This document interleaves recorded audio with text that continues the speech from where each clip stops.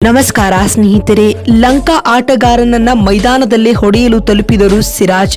ಮೂರನೇ ಏಕದಿನ ಪಂದ್ಯದಲ್ಲಿ ನಡೆಯಿತು ದೊಡ್ಡ ಗಲಾಟೆ.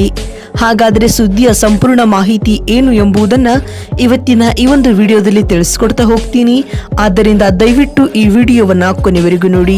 ಆದರೆ ಅದಕ್ಕಿಂತಲೂ ಮುನ್ನ ನೀವು ಕೂಡ ಟೀಮ್ ಇಂಡಿಯಾದ ಅಪ್ಪಟ ಅಭಿಮಾನಿಗಳಾಗಿ ಈ ವಿಡಿಯೋವನ್ನ ನೋಡುತ್ತಿದ್ದರೆ ತಪ್ಪದೆ ಈ ಕೂಡಲೇ ಈ ವಿಡಿಯೋಗೊಂದು ಲೈಕ್ ಮಾಡಿ.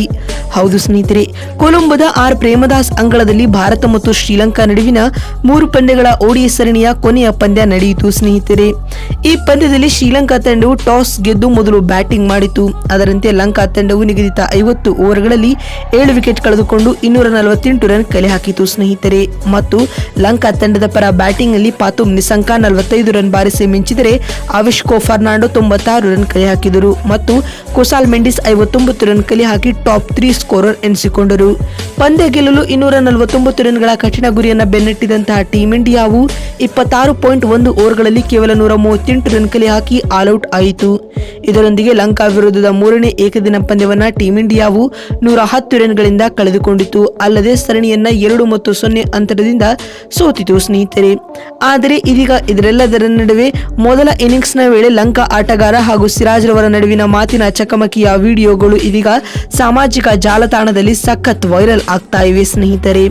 ಹೌದು, ಅದು ಲಂಕಾ ಇನ್ನಿಂಗ್ಸ್ ನ 39ನೇ ಓವರ್ ಆಗಿತ್ತು.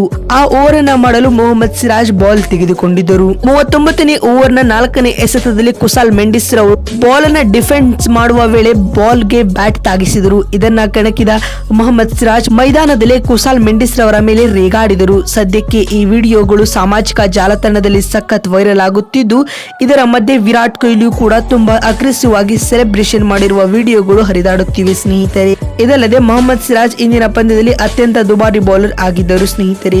ಇಂದಿನ ಪಂದ್ಯದಲ್ಲಿ ಮೊಹಮ್ಮದ್ ಸಿರಾಜ್ ಅವರು ಒಟ್ಟು 9 ಓವರ್ ಬೌಲಿಂಗ್ ಮಾಡಿ 78 ರನ್ ಬಿಟ್ಟು ಕೊಟ್ಟು ಕೇವಲ 1 ವಿಕೆಟ್ ಪಡೆದರು ಸ್ನೇಹಿತರೆ. ಅದು ಕೂಡ ಓಡಿಐ ಕ್ರಿಕೆಟ್ ನಲ್ಲಿ 8ರ ಎಕಾನಮಿ ಎಂದರೆ ಅದು ಅತ್ಯಂತ ಕೆಳಪೆ ಎಕಾನಮಿ ಅಂತಾನೆ ಹೇಳಬಹುದು ಸ್ನೇಹಿತರೆ.